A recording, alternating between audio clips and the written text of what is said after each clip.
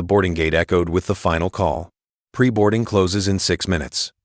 Dr. Marcus Hale stepped into the first-class cabin, coat folded, ticket in hand. Seat 2A. His seat was already taken. A man in a linen jacket looked up, smirked. "People like you don't fly first on this route." The words landed heavier than the engines outside. Marcus blinked once, steady. "My name's on the manifest." The attendant hesitated, scanning both passes, lips pressed thin. Passengers turned, pretending not to stare. A phone lifted a small red light recording. The air smelled of citrus wipes and suspicion. A countdown voice broke the silence again. 5 minutes to close the gate, close. Marcus stood still, spine straight, the only man not moving and somehow the only one who seemed out of place in his own seat. Have you ever been judged before anyone even asked your name? Where are you listening from tonight? New York, Nairobi, Manila, or somewhere in between? Tell me in the comments and make sure you hit subscribe, because this story will challenge what you think you know about justice. Now, take a breath, keep your eyes on Gate 12A, and listen closely. This video is about to begin. The attendant's scanner chirped, then fell silent. A red box blinked on her handheld screen. Data mismatch. Ava Tran hesitated. The hum of the cabin dimmed behind the curtain. She looked up at drmarcushale.com, still, one hand on his ticket, then at the man already seated in 2A. Greg Whitmore, platinum cufflinks, linen jacket, the kind of confidence that owned the air. "Sir," Ava said, lowering her voice, "I'll need to verify your ticket again." Marcus didn't flinch. His eyes softened, as if he understood before she finished the sentence. He reached into his coat pocket, pulled out his wallet, leather, worn at the edges. He took out a small metallic badge, silver, etched with the FAA logo, and a tiny embedded chip that caught the light. The cabin lights shimmered against it, throwing a small beam of reflected silver onto the wall. Ava blinked. "That's not a normal ID." "Sir, this looks OSIN." "Official?" Marcus finished gently. "It is." Greg leaned forward, smirking. "Oh, come on. Anyone can buy a badge online. Try Etsy." A few soft laughs broke from the back rows, nervous, guilty. Ava's cheeks flushed. She looked around, seeking backup, but her partner was still at the galley. She tapped the scanner again. The screen flashed the same red text, "Data not found." "It's probably just the system lagging," she murmured. Greg crossed his legs, voice dripping with condescension. "Or maybe it's just not there." The words sat in the air, like static. Marcus breathed in slowly. His hand didn't move from the counter. The metal badge caught another shard of light, a quiet, stubborn shimmer that made Greg glance away for half a second. A few rows behind them, a young man raised his phone, pretending to scroll. The red dot blinked. "Hey, I'm just documenting this," he whispered, voice half to himself. Noah Price, travel YouTuber, luxury reviewer, had just started a live stream. 40 viewers popped onto his screen.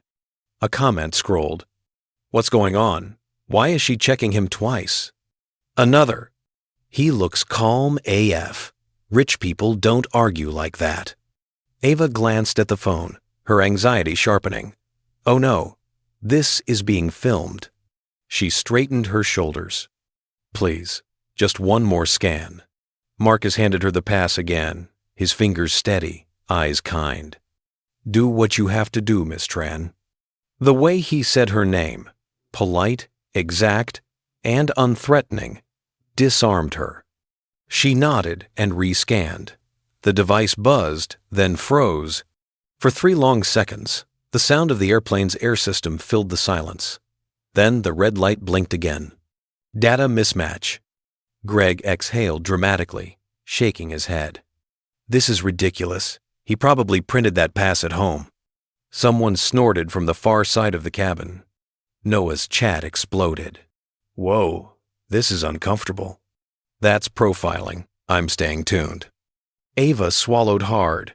She could feel the phone's lens on her face, the judgment of thousands in potential replay. She turned to Marcus, eyes pleading. "Sir, I'm sorry, it's just protocol. I can't override it without my supervisor." "Of course," Marcus said softly. "Do what you must." He set the metallic badge on the counter beside the ticket, the FAA emblem reflecting against the cabin, light, steady, unwavering. Greg rolled his eyes. He's really committing to this bit. Marcus didn't answer. He only looked at his seat with a kind of restrained sorrow. Not for himself, but for the absurdity of the moment. Then the overhead speaker cut through again, neutral and cold. Gate 12, A. Final verification now underway. 4 minutes remaining. Noah's phone buzzed viewer count climbing to 90, then 100. Someone commented, "That badge looks real, though. He's too calm to be lying." Ava stared at the flashing red screen again, then at the silver badge. For a split second, she saw herself reflected on its surface, small, nervous, uncertain. "Sir," she whispered, barely audible. "Yes? I think the system's wrong." Marcus tilted his head slightly. "It happens." And that was all he said. No anger, no defense. Just those 2 words, a quiet verdict against everything that pretended to be flawless.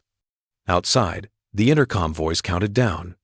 3 minutes to close the gate close. The light on the badge flickered once more, steadying into a glow. Noah zoomed in. The viewers kept rising. And somewhere between the red text on the scanner and the reflection of silver, the audience, both inside the plane and watching through a phone, began to feel it. The system wasn't broken. It was just built to doubt the wrong people. Ava Tran's throat felt dry. The red light on the scanner hadn't changed. Passengers were whispering now, their voices a nervous tide washing against the thin veneer of first-class calm. Greg shifted in the seat, tapping his fingers on the armrest like a judge impatient for a verdict. Marcus stood motionless, one hand on the back of seat 2A, his badge still glinting faintly on the counter. The air conditioning sighed. Someone cleared their throat. Ava finally exhaled and tried. "Sir, perhaps if I just—" "Would you check the manifest, please?" Marcus interrupted softly. The words were even calm. Not a demand, not a plea. A request, delivered with surgical precision. Greg chuckled, leaning back, his voice loud enough for half the cabin to hear. "Sweetheart, don't waste time on him. We both know he's not on that list." The word sweetheart cracked through the air like a slap. Ava froze, eyes flicking to Marcus, then to the rows of watching faces. She opened her mouth, then closed it. Her professionalism warred with something else. The sudden awareness that this wasn't just about a ticket anymore. Marcus didn't react, not a flicker. He simply turned his gaze to Greg, studied him like a surgeon observing a small, predictable wound. "Miss Tran," he said, voice steady, "just the manifest." The intercom broke in again, mechanical and unforgiving. Gate 12A, final verification now underway, 4 minutes remaining. The countdown drilled into everyone's nerves. Ava reached for her tablet, fingers trembling as she scrolled through digital logs. The reflection of Marcus's silver badge caught her eye again, that steady, cold light against the glossy black screen. Greg leaned closer, muttering, "You're making this harder than it needs to be." Marcus didn't answer. His silence felt heavier than words. Behind them, Noah Price adjusted his phone. The red light blinked live. Viewer count, 4,982. The comments flew like sparks. "He's too calm for a fake." "That other guy's rude AF." "Sweetheart? Yikes. Sexist much?" Ava's hand hesitated mid-scroll. She could feel the eyes of both men on her, one waiting for her to uphold the rulebook, the other waiting for her to uphold humanity. "Found it," she whispered. Her voice cracked slightly. "Passenger, Hale, Marcus, seat 2A, verified." Greg's eyebrows shot up. "That can't be right," the system said. But Ava didn't look at him. She looked at Marcus, and for the first time since the confrontation began, she smiled a small, trembling acknowledgement that she'd seen through the noise. Then her tablet flickered. A new notification flashed across the top. Email. Fuel sync. Compliance alert. Marcus saw it too. His expression didn't change, but something behind his eyes sharpened recognition. Quiet. Power. He turned slightly, glancing toward the window. Everything runs on connection, he murmured. Ava blink. Sir? Never mind. Noah caught that line on video. His chat lit up again. What did he mean by that? Runs on connection? Is he in tech? Greg exhaled hard, his patience thinning. This is absurd. You're going to hold up a flight because of a software glitch? Ava flinched at his tone, the same entitled cadence she'd heard 1,000 times before from men who used charm like a blade. Sir, she said quietly, please take a seat while I confirm. I am seated, Greg shot back. In my seat. Marcus turned to him, slow, deliberate. No, you're seated in mine. For a heartbeat, no one moved. Even Noah's hand stilled on his phone. Then the overhead lights dimmed as if the plane itself held its breath. Ava stepped back, caught between two truths, two men, and one very public stage. 3 minutes to gate close, the intercom warned. Marcus's phone buzzed. A line of text flashed across the screen. Fuel sync internal.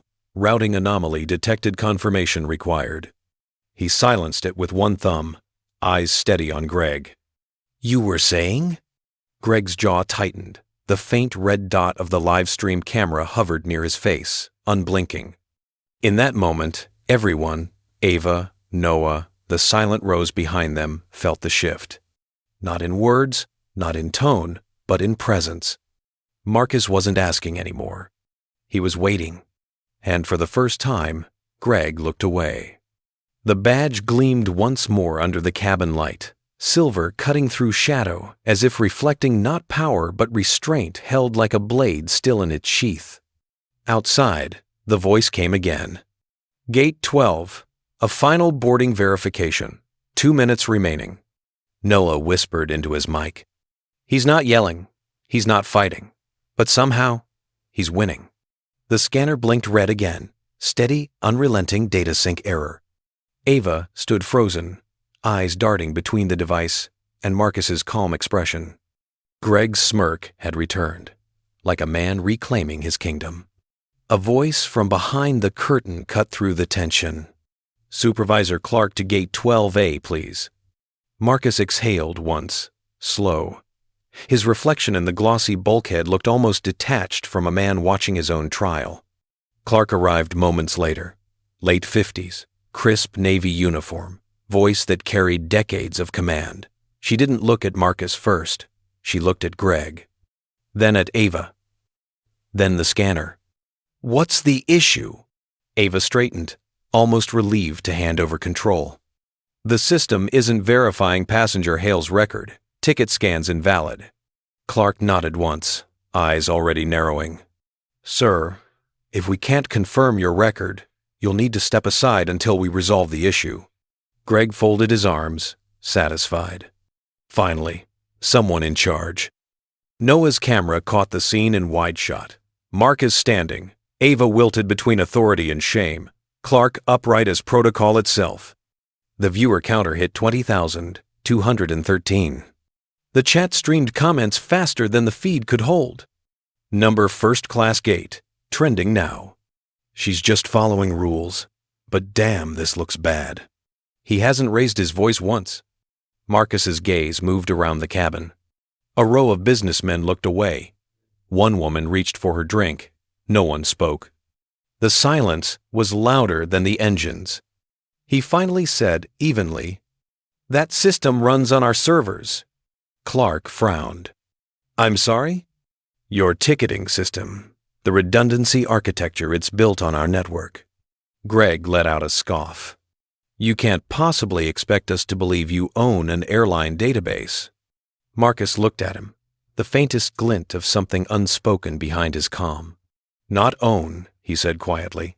Maintain. Clark crossed her arms. Sir, I'm sure you understand. Until we can verify your identity in our system, we can't board you. Marcus tilted his head. And if your system is the problem? The question hung, delicate but sharp. Clark's jaw tightened. The system doesn't make mistakes. It was the kind of line built into every training manual, the kind of faith that held bureaucracies together.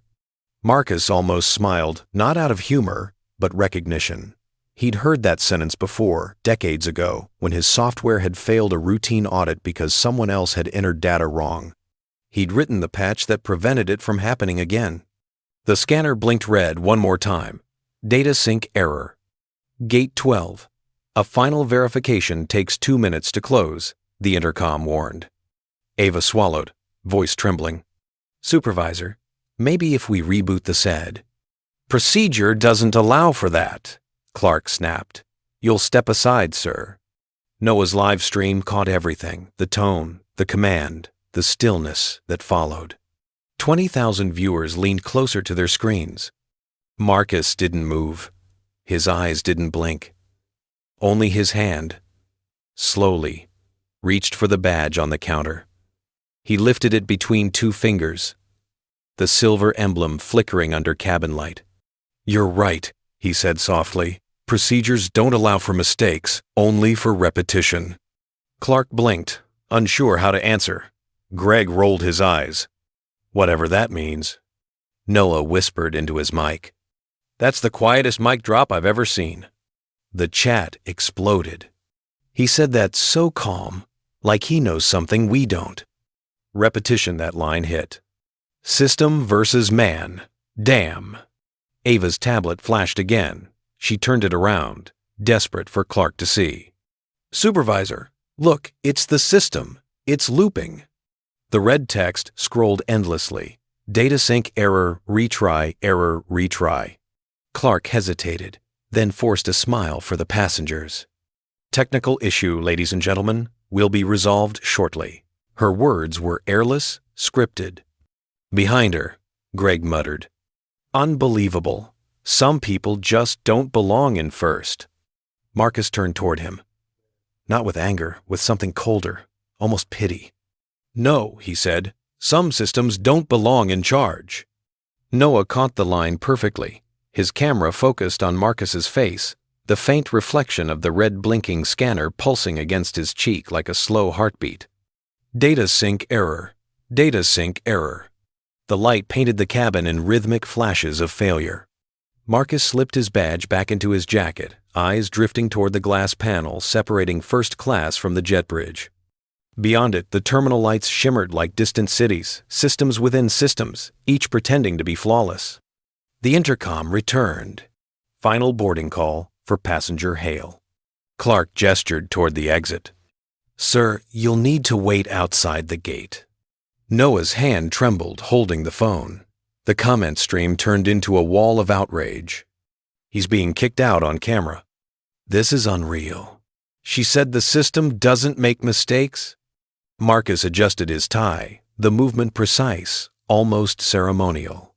If the system doesn't make mistakes, he murmured, then it doesn't need people to fix them.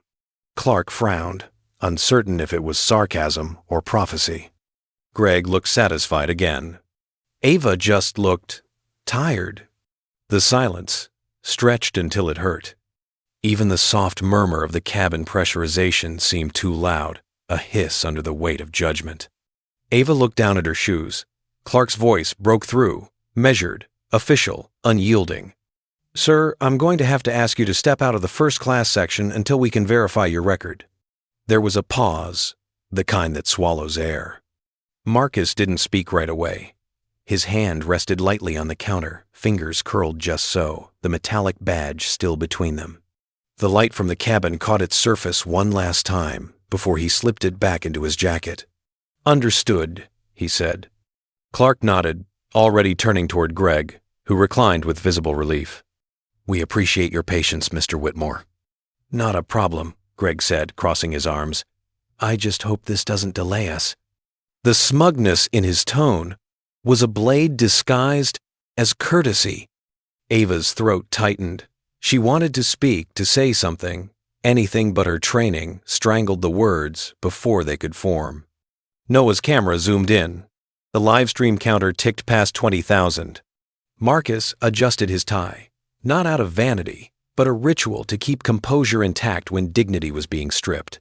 The chat scrolled fast enough to blur. Why isn't anyone stopping this? He's so calm, it's painful. This is how powerlessness looks. Marcus picked up his carry-on, the handle squeaking softly. The sound cut through the hush like a sigh too loud. Ava glanced up, then brief, guilty, and immediately looked away. "Sir," Clark said, pointing toward the partition. "Please wait beyond the first-class divider. We'll call you if it's resolved." "Of course," Marcus replied. His tone was even, his posture perfect, but something in his voice carried the faint tremor of exhaustion, the fatigue of someone who had fought this same invisible battle too many times in too many rooms. As he turned, Noah whispered into the phone, "He's walking away. They're actually making him leave." The chat detonated. Unreal. This feels wrong. He's handling it better than I would. Marcus walked toward the curtain. Each step sounded heavier than it should have, the weight of eyes pressing down on his back. At the divider, he paused. The cabin light flickered above him, reflecting briefly off the metal frame. He looked down at his shoes, then at the floor pattern that seemed to blur beneath the dim lighting. Ava's voice wavered behind him. "Siri." He turned slightly. "It's all right, Miss Tran." His expression softened, not pity, not anger, just tired grace. "Sometimes," he said quietly, "you just let the storm pass." The words weren't meant for her, but they found her anyway. They found everyone. Ava froze. Clark blinked. Even Greg looked momentarily unsure whether to smirk or apologize. But Marcus didn't wait for reactions. He pushed the curtain aside. The sound of its fabric sweeping against the metal rail was the loudest thing in the cabin. Noah's lens stayed on him, capturing the faint gleam of the badge tucked inside his jacket as he stepped out. The chat slowed, then burst again. Dozens of small human hearts trying to reconcile calm with injustice. 2 minutes to gate close, the intercom warned. The voice was sterile, automatic, indifferent. Marcus stopped just beyond the divider, near the emergency exit row. The light there was colder, the hum sharper. A flight attendant from economy peeked out, curious, then retreated, understanding more from the look in his eyes than any announcement could explain. He set his bag down, fingers tightening around the handle for a moment before releasing it. His breathing evened out. One slow inhale, one controlled exhale. On Noah's screen, comments flooded in. "He's out of first. Jesus. That line, 'Let the storm pass,' I felt that. You can tell he's holding something in." The phone camera lingered, capturing Marcus from the side, the clean geometry of restraint. Behind the curtain, Greg asked for champagne. Ava's voice, trembling slightly, answered, "Of course, sir." Clark checked her watch. "We're closing the gate." Noah's viewers hit 22,000. The feed trembled as he whispered, "They're really going to leave him behind." Marcus heard all the murmurs, the clink of glasses, the mechanical certainty of the boarding call. He smiled faintly, almost invisible. Then he whispered to himself, too low for the camera, but loud enough for anyone listening closely to feel it. "Storms pass, systems don't." And then he stood there, silent, composed in the eye of the storm that refused to rage. The boarding door hissed. The voice came again. "Final boarding call for passenger Hale." He didn't move. Marcus stood by the gate wall, bag at his feet, eyes tracing the digital board above the counter. Gate 12, A, boarding. Status, closing at 2. The numbers pulsed red, steady, mechanical. Inside, Supervisor Clark pressed her earpiece. "Yes, I'm still waiting for confirmation from Central." A pause.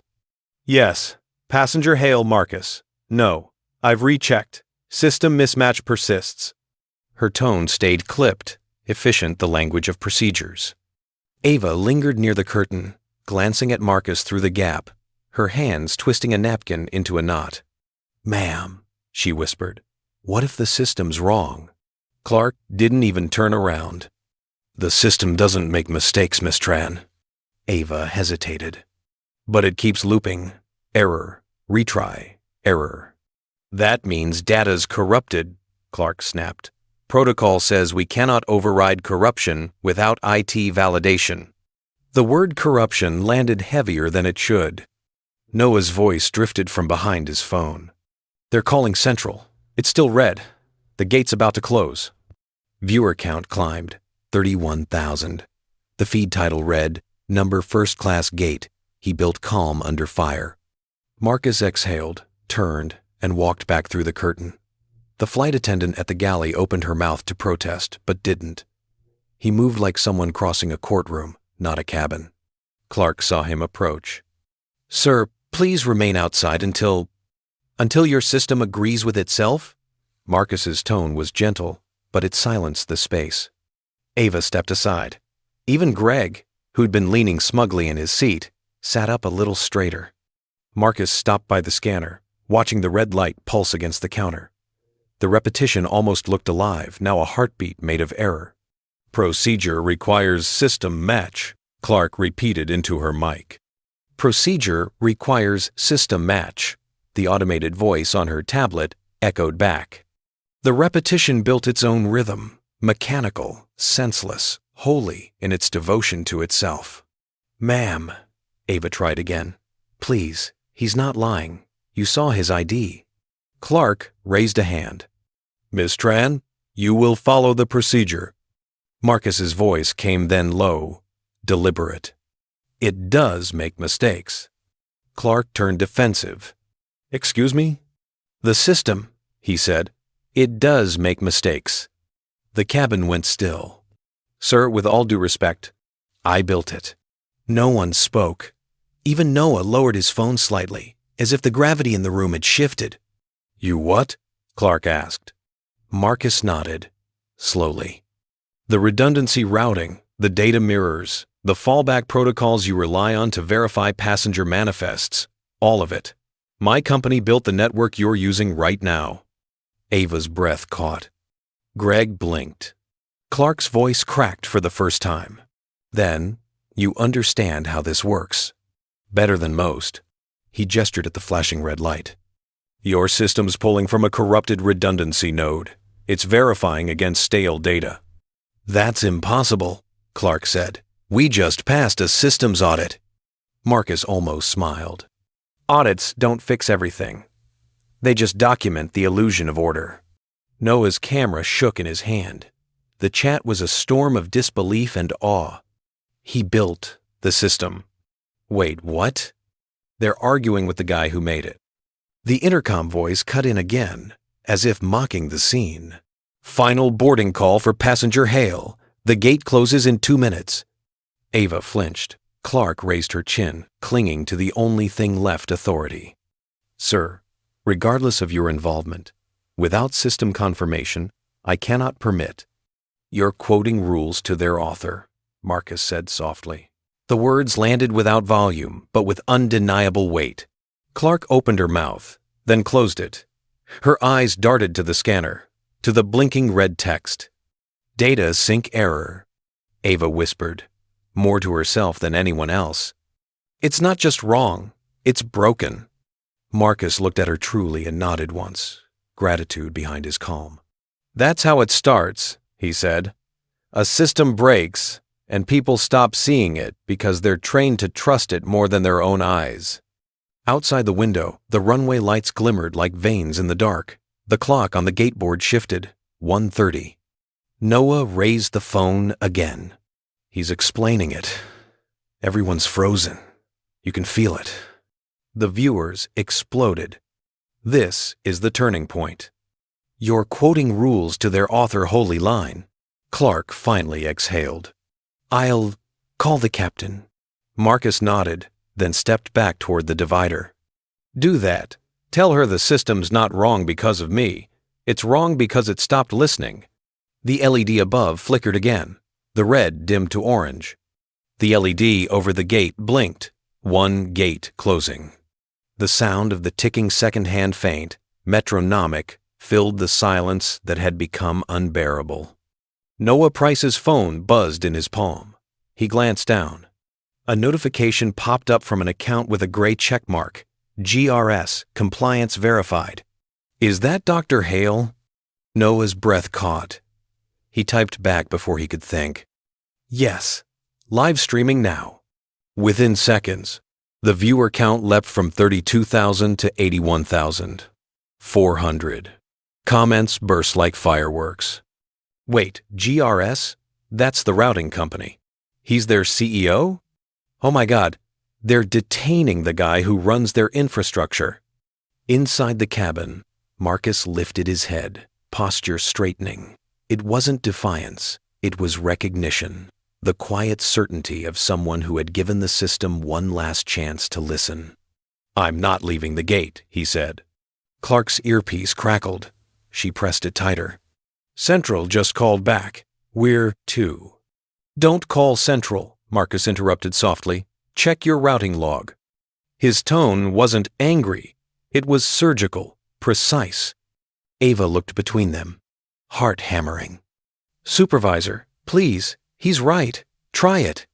Clark hesitated, glancing at the LED clock. 0:59. The digits pulsed in red. We don't have time for Ixblade. Exactly, Marcus said. You have 60 seconds. Open the routing log. Noah zoomed in, his whisper trembling with adrenaline. He's taking control. He's literally telling them what to do. The chat surged again. This feels like a movie. He's done being polite. Watch the supervisor's face. Clark's hand hovered over the scanner, the red light blinking against her uniform. Routing log access requires admin credentials. Marcus took a step forward, his voice a measured calm against the ticking seconds. The same credentials my company issued last quarter. Ava's eyes widened. You mean? Yes, Marcus said. The backup authentication lives on GRS servers. Type this. Verify root, GRS, root sync. Clark froze. The seconds ticked. 0:44, 0:43. She looked at him as if weighing the risk of disobedience against the certainty of exposure. Noah's phone trembled in his grip. The live chat now scrolled too fast to read. Ava's voice broke through, urgent. Supervisor, 1 minute to close. Clark exhaled sharply, then began typing. Each keystroke echoed like a hammer. O, U, T, E, S, Y, N, C.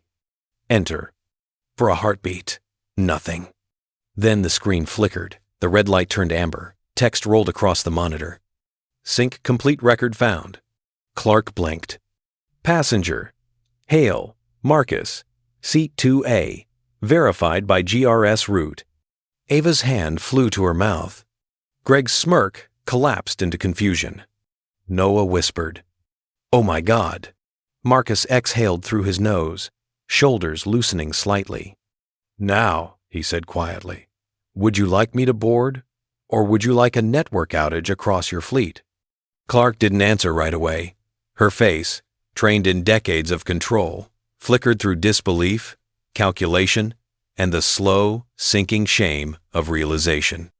The intercom voice returned, neutral and absurdly calm. Final boarding call for passenger Hale. The gate closes in 1 minute. Marcus's voice cut through the sound. Not yet. Ava glanced up. The LED clock blinked. 0 hours, 1 minute, holding there as if time itself had paused to witness. The hum of the aircraft deepened. The air felt charged. Noah's livestream hit 100,000 viewers. The comments scrolled in awe. He reversed the system. Asterisk. He didn't yell. He just knew. This is justice unfolding in real time. Clark lowered her gaze, the weight of protocol collapsing under truth.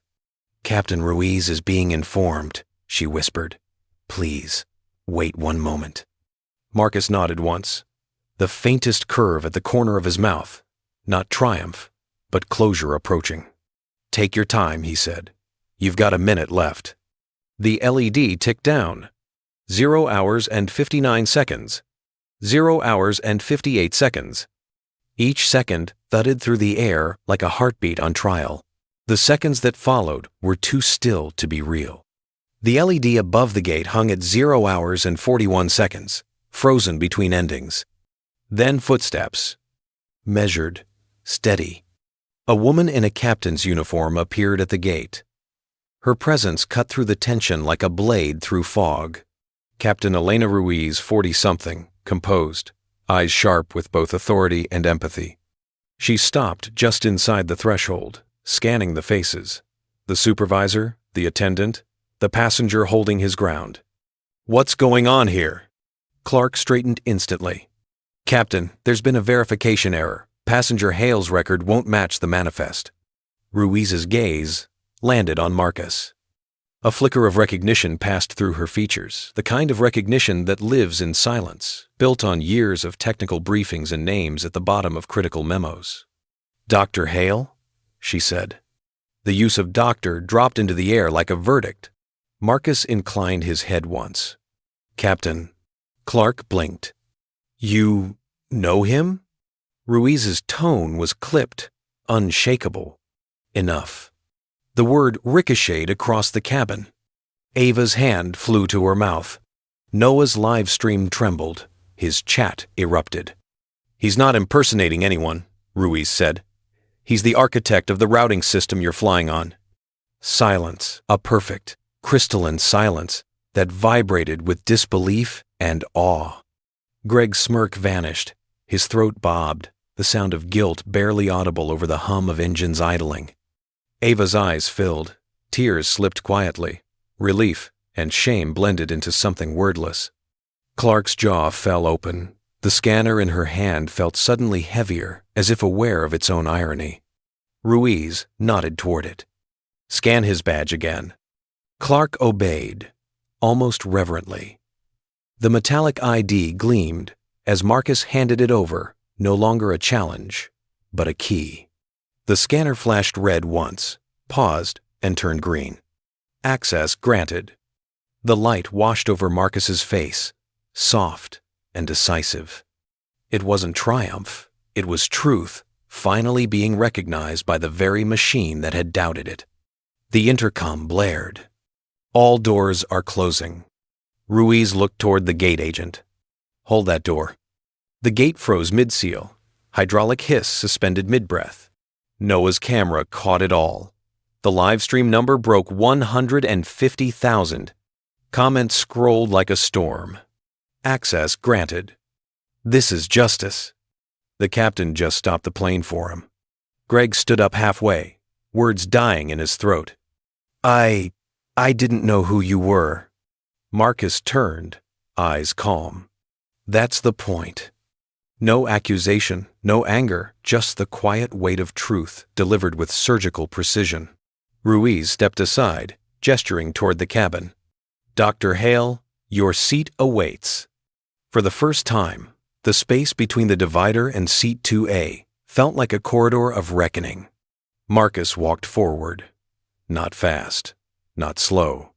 Ava stepped back to make room, her breath unsteady. Noah whispered into his phone, "He's boarding. They're letting him in. This is it." As Marcus passed Clark, he paused just long enough to meet her eyes. "The system didn't fail you," he said. "It just reflected what you already trusted." Clark swallowed hard, unable to respond. He crossed the threshold. The green light still glowed beside him, reflected faintly in his polished shoes. The scanner beeped one last time, confirming. "Passenger Hale, Marcus. Seat 2A. Verified." He reached his row. Seat 2A waited in the same seat that had started all of this, still warm from someone else's entitlement. He set his bag down, the sound gentle but absolute. Then he sat.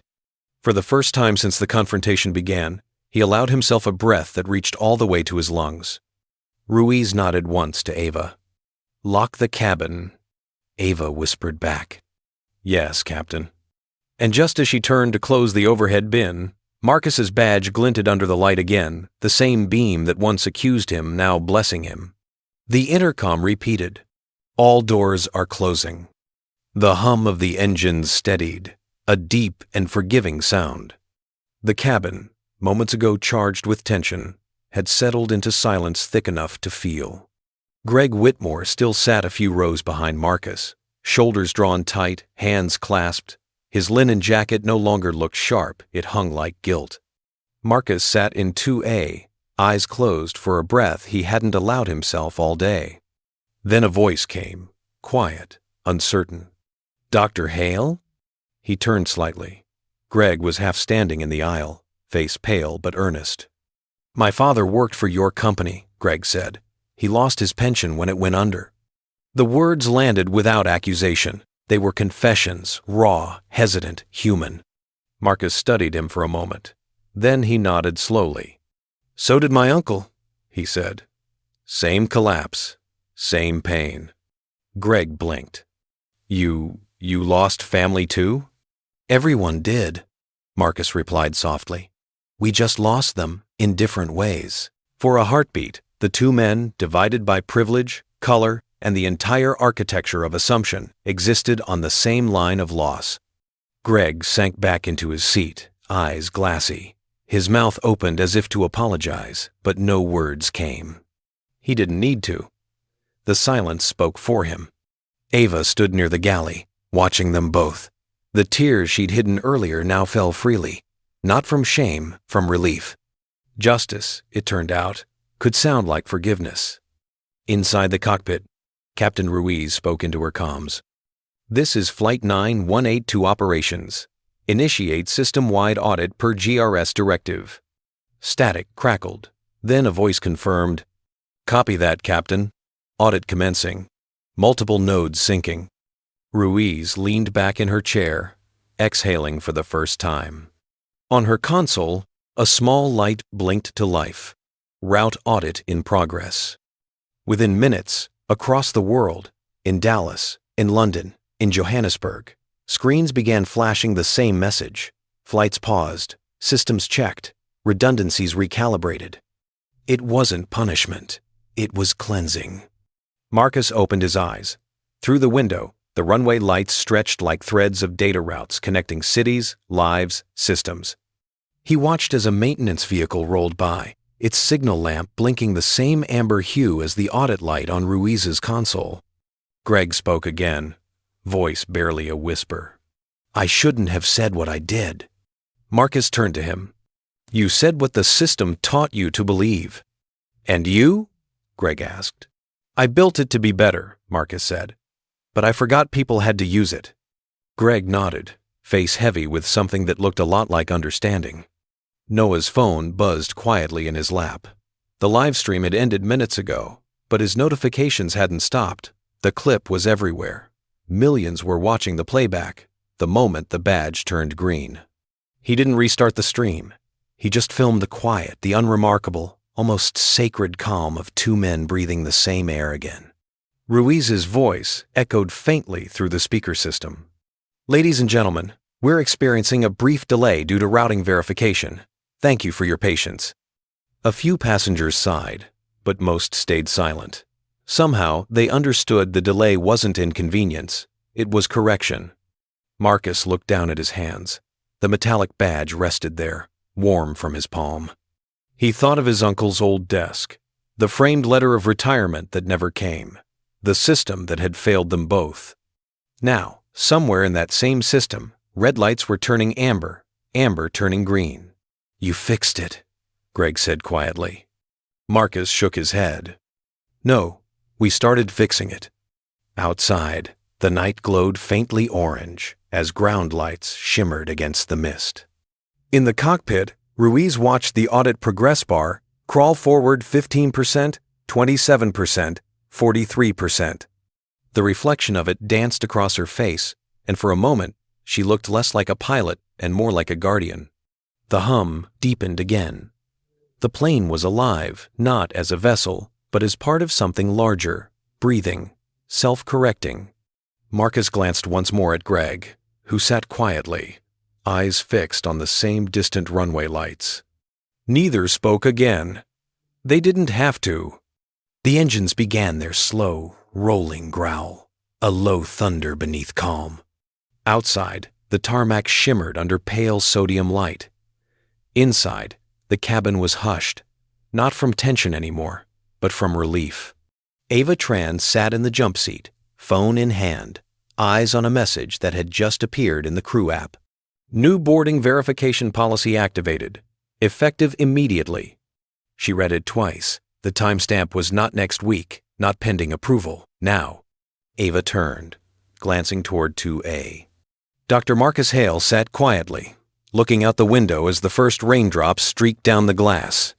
The light from the runway flickered across his face, soft gold and blue. He reached into his jacket and pulled out the metal badge scuffed, scratched, but unbroken. The emblem still caught the cabin light, shimmering faintly like a living thing. He turned it over in his hand once, then leaned forward and slid it into the narrow maintenance slot beneath his console, the same slot used by crew diagnostics. A soft chime answered him. The cabin display blinked. Seat 2A, confirmed.